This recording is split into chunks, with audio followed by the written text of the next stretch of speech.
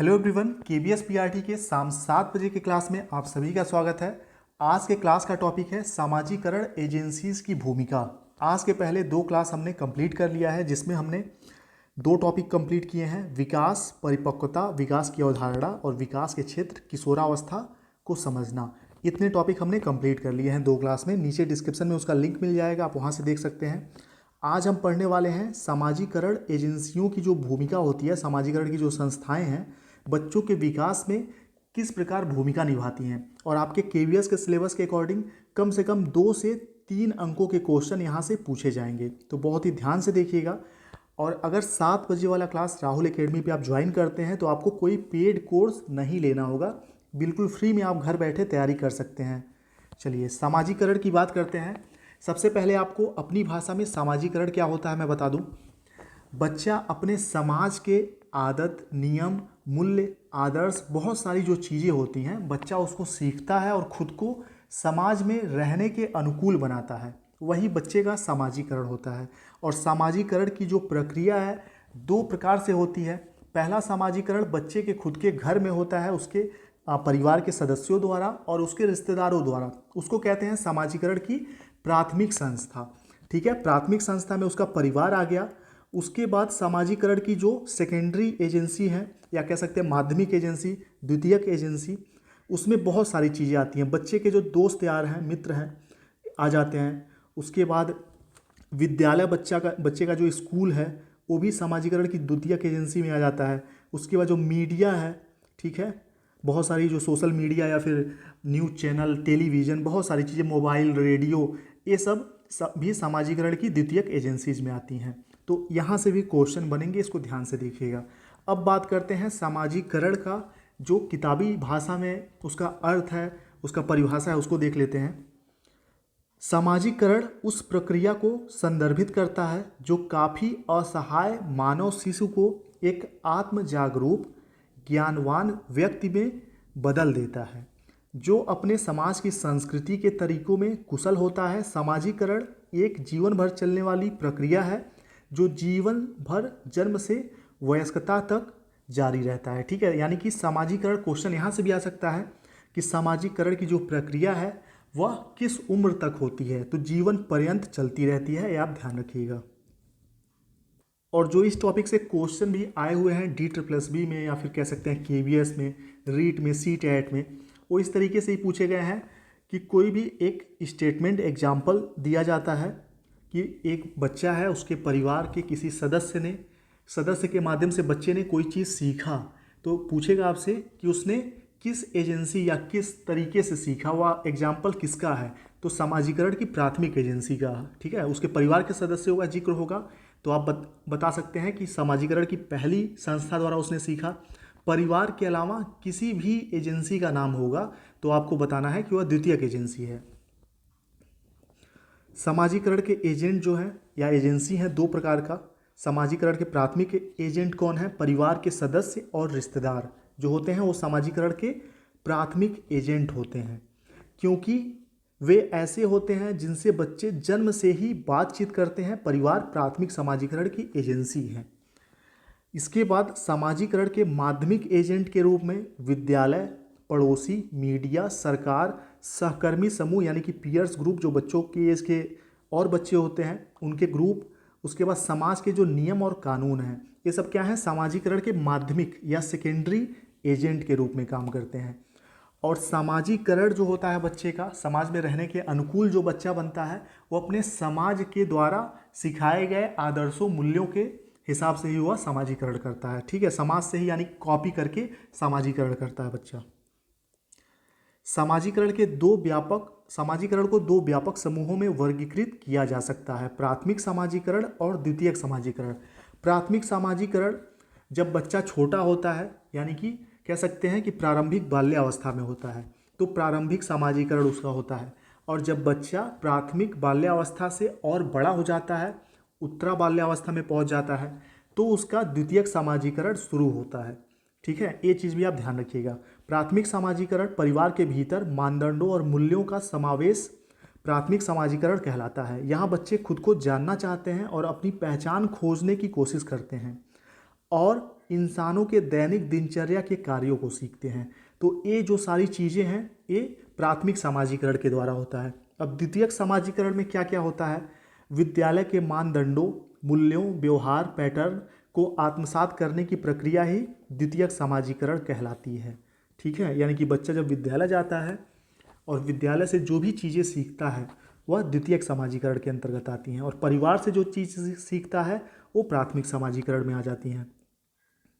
और हाँ, इस चैनल को अगर आप नए हैं तो सब्सक्राइब जरूर करिएगा और वीडियो को लाइक ज़रूर करिए, क्योंकि आपके लाइक से बहुत ही ज़्यादा मोटिवेशन मिलता है। आप जो अच्छे कमेंट आप लोग करते हैं उससे मोटिवेशन मिलता है कि और भी बेहतरीन क्लास आपके लिए बनाएं। प्राथमिक सामाजिकरण यह बचपन के दौरान होता है। प्राथमिक सामाजिकरण आपको ध्यान रखना है, जैसा कि मैंने बताया कि बाल्यावस्था में होता है। ठीक है, प्रारंभिक बाल्यावस्था में यह उस प्रक्रिया को संदर्भित करता है जहां बच्चे को प्रारंभिक बाल्यावस्था के वर्षों में परिवार के माध्यम से सामाजिकृत किया जाता है। यह इस बात पर प्रकाश डालता है कि प्राथमिक सामाजिकरण परिवार के भीतर होता है, जब बच्चे पहली बार व्यक्तिगत पहचान सीखते हैं, भाषा सीखते हैं और प्रारंभिक संज्ञानात्मक कौशल विकसित करते हैं। ठीक है, ये सब क्या है? ये जो भी चीज़ें हैं, प्रारंभिक संज्ञानात्मक, लैंग्वेज सीखना, जो भाषा अर्जन करते हैं, वो सब कहाँ सीखते हैं? अपने परिवार में सीखते हैं, और ये प्राथमिक सामाजिकरण का उदाहरण है। द्वितीयक सामाजिकरण यह तब होता है जब शिशु बचपन के चरण से गुजरते हुए परिपक्वता में जाता है। ठीक है, यानी कि प्रारंभिक बाल्यावस्था से उत्तर बाल्यावस्था में प्रवेश करता है, 6 साल से बड़ा हो जाता है, तब उसका द्वितीयक सामाजिकरण शुरू होता है। यह उस प्रक्रिया को संदर्भित करता है जो बाद के वर्षों में विद्यालय और सहकर्मी समूहों जैसे माध्यम से शुरू होता है। परिवार से अधिक इस चरण के दौरान स्कूल और दोस्तों के समूहों जैसे सामाजिकरण के कुछ अन्य माध्यम बच्चों को सामाजिक बनाने की भूमिका निभाते हैं। यानी कि कहा जा सकता है कि प्राथमिक सामाजिकरण में बच्चे की प्रारंभिक सामाजिकरण तो हो जाती है, जो बेसिक चीज़ें हैं, लेकिन मुख्य रूप से जो उसका सामाजिकरण है वह द्वितीयक सामाजिकरण में, जब वह बच्चा विद्यालय जाना शुरू कर देता है, अपने दोस्तों के साथ घूमने खेलने जाना शुरू कर देता है। ठीक है, और भी समाज के छोटे छोटे कार्यक्रमों में हिस्सा लेना शुरू कर देता है, तब उसका द्वितीयक सामाजिकरण हो जाता है। चलिए, सामाजिकरण शब्द अंतःक्रिया की प्रक्रिया को संदर्भित करता है जिसके माध्यम से व्यक्ति उस सामाजिक समूह की आदतों, दृष्टिकोणों, मूल्यों, विश्वासों को सीखता है जिसमें वह पैदा हुआ है। ठीक है, जैसा कि शुरू में ही मैंने आपको बताया था कि बच्चे का सामाजिकरण क्या है, कि समाज में रहने के लिए बच्चा खुद को क्या करता है? अनुकूल बनाता है, समाज के हिसाब से ढालता है, समाज में जो नियम कानून है, आदर्श हैं, ठीक है, जो व्यवहार है वो सीखता है, यही उसका सामाजिकरण होता है। सामाजिक परिपक्वता एक शब्द आता है और यहाँ से भी क्वेश्चन आए हुए हैं DSSB में, ध्यान दीजिएगा। और हाँ, DSSB का जो पैडागोजी है और KVS का पैडागोजी है, ठीक है, ये लगभग मिलता जुलता है, इसका जो लेबल है वो मिलता जुलता है। ठीक है, इसलिए अगर DSSB का प्रीवियस ईयर आपके पास है तो वहाँ से क्वेश्चन आप देख सकते हैं। सामाजिक परिपक्वता समाज की परिस्थितियों और संस्कृति के अनुसार कार्य करने और प्रतिक्रिया करने की क्षमता को दर्शाती है। सामाजिक परिपक्वता का अर्थ है बच्चे में सामाजिक कुशलताओं का विकास होना। ये लाइन याद रखिएगा, यहाँ से क्वेश्चन बने हुए हैं। सामाजिक परिपक्वता का अर्थ है बच्चे में सामाजिक कुशलताओं का विकास होना। सामाजिक व्यवस्था के अंतर्गत आने वाले लोगों की आवश्यकताओं और उद्देश्यों का उच्च स्तर का एकीकरण होना ही सामाजिक परिपक्वता की विशेषता है। यानी कि समाज के जो भी आदर्श हैं, मूल्य हैं, जो भी नियम हैं, कानून हैं, बच्चा जब पूरी तरह से उसको सीख जाता है तो कहा जाता है कि बच्चा सामाजिक परिपक्व हो गया है। ठीक है, समाज की संस्कृति को जीवन में उतारना, सामाजिक व्यवहार को संस्कृति के अनुसार करना सामाजिक परिपक्वता कहलाता है। उसके बाद सामाजिक परिपक्वता जो है उसको कई कारक प्रभावित भी करते हैं, जिसमें सबसे महत्वपूर्ण है बच्चे की बुद्धि। और एक चीज़ आप ध्यान रखिएगा, बच्चे के शिक्षा को प्रभावित करने वाले जो कारक हैं आपके सिलेबस में है, एक आध क्वेश्चन यहाँ से भी आएंगे। तो बच्चे के शिक्षा को, उसके अधिगम को प्रभावित करने वाला सबसे मुख्य जो कारक है वो है उसकी खुद की बुद्धि, उसका IQ। ये चीज़ आप ध्यान रखिएगा। और बच्चे की जो IQ होती है उसके संज्ञानात्मक विकास, उसके नैतिक विकास, सामाजिक विकास और भी बहुत सारे विकास में बाधा डालती है। अब यहाँ से शुरू होते हैं टोटल 20 क्वेश्चन, और 20 क्वेश्चन के माध्यम से, ये 20 वो क्वेश्चन है जो एग्जाम में पूछे गए हैं या घुमा फिरा के यहीं से आएंगे। मैं गारंटी देता हूँ जो भी 2 अंक का क्वेश्चन आपके एग्जाम में आने वाला है यहीं से पूछा जाएगा। हो सकता है घुमा फिरा के आए लेकिन आएगा यहीं से। इसलिए चलिए 20 क्वेश्चन ध्यान से देखिए, आपका प्रैक्टिस हो जाएगा इस चैप्टर का यहीं पे। समाजीकरण की द्वितीयक संस्थाएं कौन कौन सी हैं? समाजीकरण की द्वितीयक संस्थाएं कौन सी हैं? विद्यालय और परिवार। तो विद्यालय तो द्वितीयक संस्था है लेकिन परिवार नहीं है, इसलिए पहला ऑप्शन कट गया। परिवार और जनसंचार यानी कि मीडिया, मीडिया तो द्वितीयक संस्था है समाजीकरण की लेकिन परिवार नहीं है, इसलिए ये ऑप्शन भी कट जाएगा। तीसरा है धर्म, धर्म तो समाजीकरण का द्वितीयक संस्था है लेकिन परिवार फिर नहीं है, इसलिए ये भी कट गया। चौथा है विद्यालय और जनसंचार यानी कि स्कूल और मीडिया, ये द्वितीयक संस्थाएं हैं। ठीक है, यही सही आंसर हो जाएगा चौथा। अगला देखते हैं, सामाजीकरण शब्द का अर्थ है। सामाजीकरण शब्द का क्या अर्थ है? चलिए, पहला ऑप्शन है यह अंतःक्रिया की प्रक्रिया को संदर्भित करता है जिसके माध्यम से व्यक्ति उस सामाजिक समूह की आदतों, दृष्टिकोणों, मूल्यों और विश्वासों को सीखता है जिसमें वह पैदा हुआ है। तो पहला ऑप्शन ही सही है, लेकिन बाकी के ऑप्शन भी हम लोग पढ़ लेते हैं। दूसरा है यह उस, देखिए एक जो पेडागोजी के क्वेश्चन होते हैं उसमें 4 ऑप्शन लगभग सही होते हैं। कई बार ऐसा होता है कि चारों ऑप्शन सही होते हैं और चारों में से सबसे सही आंसर हमें चुनना होता है। तो इन 4 में से एक आंसर ऐसा होता है जिसमें बाकी के तीनों ऑप्शन समाहित होते हैं। ठीक है, तो वही सही होगा। दूसरा ऑप्शन है यह उस प्रक्रिया को संदर्भित करता है जिसमें कोई कुछ बढ़ता है या बदलता है और अधिक उन्नत हो जाता है। तो यह कोई सटीक समाजीकरण का अर्थ नहीं हुआ, इसलिए कट जाएगा। यह लोगों के एक विशेष समूह की विशेषताओं और ज्ञान को संदर्भित करता है। तो जो समाजीकरण होता है किसी विशेष समूह की विशेषता को नहीं बताता है, संपूर्ण समाज की विशेषता को बताता है। ठीक है, इसलिए ये भी कट गया। चौथा ऑप्शन है यह निर्देश या अध्ययन द्वारा प्राप्त ज्ञान या कौशल को संदर्भित करता है। तो समाजीकरण किसी के निर्देश द्वारा या कुछ पढ़कर नहीं सीखा जाता, ये समाज में रहकर ऑटोमेटिक कह सकते हैं स्वाभाविक प्रक्रिया के द्वारा बच्चा सीख लेता है। तो ये भी कट गया, पहला सही हो जाएगा यहाँ पे। अगला देखते हैं, सामाजिक परिपक्वता का क्या अर्थ है?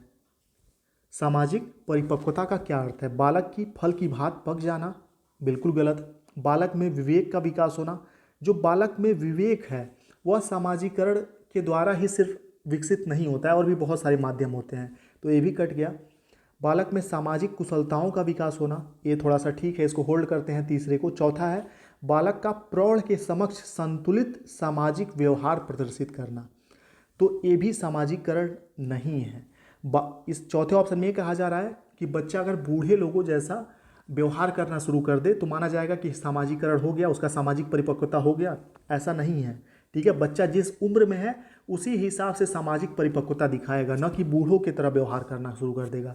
इसलिए तीसरा ऑप्शन सही है। सामाजिक परिपक्वता क्या है? बालक में सामाजिक कुशलताओं का विकास होना। चलिए नेक्स्ट क्वेश्चन पे चलते हैं।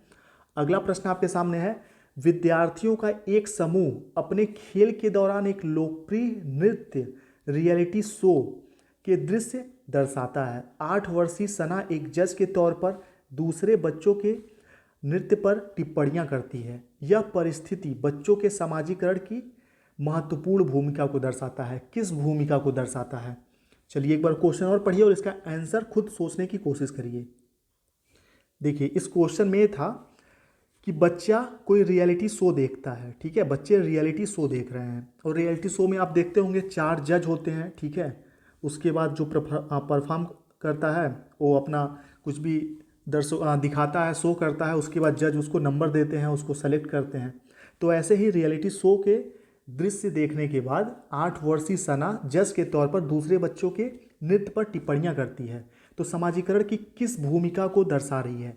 तो रियलिटी शो क्या है? रियलिटी शो मीडिया का एक कह सकते हैं मीडिया का एक एग्जाम्पल है। जो भी हम टीवी में देखेंगे वो मीडिया के अंतर्गत आएगा। तो यहाँ ये पूछ रहा है समाजीकरण में मीडिया की महत्वपूर्ण भूमिका को दर्शा रहा है, क्योंकि बच्चा यहाँ पर किसके माध्यम से सना ने सीखा? रियलिटी शो के माध्यम से सीखा। तो रियलिटी शो क्या है? मीडिया है। तो वही है कि समाजीकरण में मीडिया की महत्वपूर्ण भूमिका को दर्शाता है, जब भी मीडिया के माध्यम से कुछ सीखेगा बच्चा। चौथा का तीसरा हो जाएगा। 5वां क्वेश्चन है, 4 वर्ष की रिया को उसके माता पिता से डांट पड़ती है।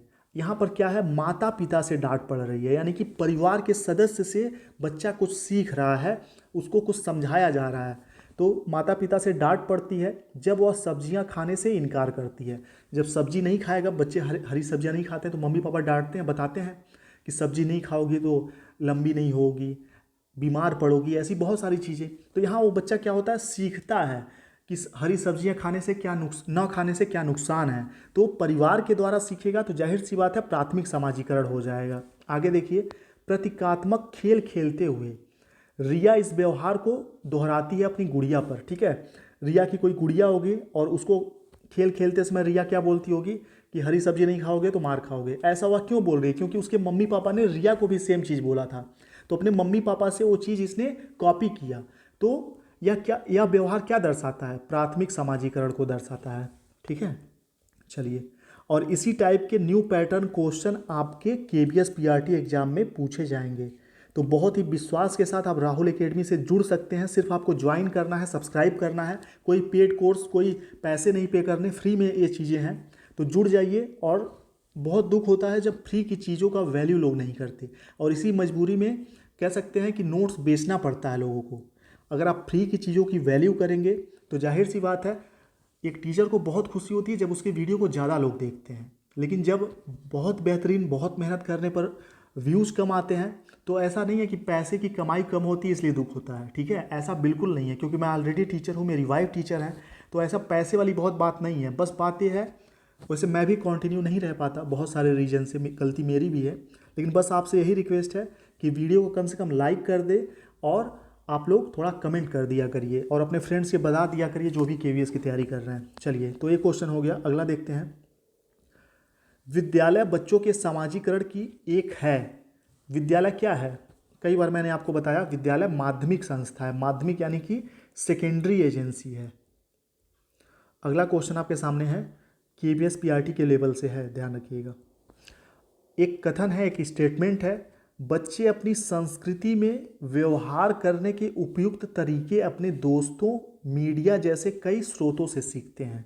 बिल्कुल सही बात है, पहला स्टेटमेंट सही है। इसके पीछे तर्क क्या दिया गया है, समाजीकरण एक प्रक्रिया है जो बहुत से औपचारिक और अनौपचारिक साधनों के जरिए होती है। सही विकल्प चुनना है आपको। ठीक है, पहला स्टेटमेंट तो सही है, और दूसरा जो एग्जाम्पल दिया गया है, जो तर्क दिया गया है, वो भी बिल्कुल सही है कि बच्चे जो हैं, बच्चों का समाजीकरण औपचारिक और अनौपचारिक दोनों साधनों से होता है।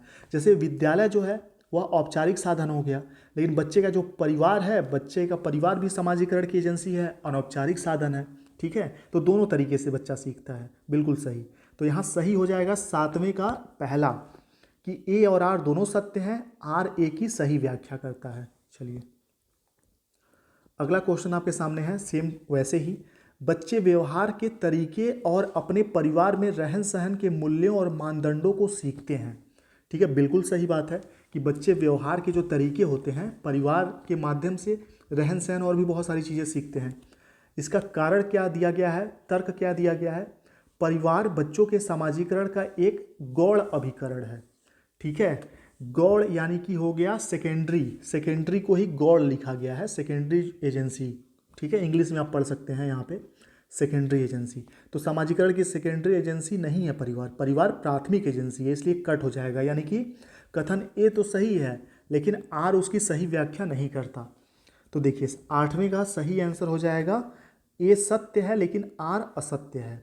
चलिए, तीसरा सही हो जाएगा। नेक्स्ट क्वेश्चन आपके सामने है, निम्नलिखित में से कौन सी समाजीकरण की निष्क्रिय संस्था है। निष्क्रिय संस्था, जो कि संस्था तो है लेकिन सक्रिय रूप से काम नहीं करती। सक्रिय रूप से काम ना करने का मतलब ये हो गया कि जैसे देखिए, टेलीविज़न बच्चा देखेगा तो अपने आप उसका समाजीकरण होगा, दोस्तों के साथ घूमने जाएगा तो समाजीकरण अपने आप हो जाएगा। ठीक है, परिवार में रहेगा तो अपने आप समाजीकरण हो जाएगा, तो सक्रिय रूप से समाजीकरण हुआ। लेकिन निष्क्रिय रूप से समाजीकरण का क्या मतलब हुआ कि बच्चा लाइब्रेरी, देखिए सार्वजनिक जो पुस्तकालय है, यही सही आंसर इसका होगा। पुस्तकालय में बच्चे को खुद जाना पड़ेगा, चीज़ों को पढ़ना पड़ेगा, तब बच्चा सीखेगा कुछ, तो इसलिए निष्क्रिय एजेंसी है, चौथा वाला ऑप्शन। एग्जाम में सेम क्वेश्चन आ सकता है, हो सकता है सार्वजनिक पुस्तकालय के जगह पे कोई और चीज़ हो। ठीक है, चलिए, अगला क्वेश्चन है, शिक्षा और समाजीकरण की प्रक्रिया में निम्नलिखित में से कौन छात्रों को प्रेषित या प्रसारित किया जाता है? कौन सी चीज़ें छात्रों में प्रेषित की जाती हैं?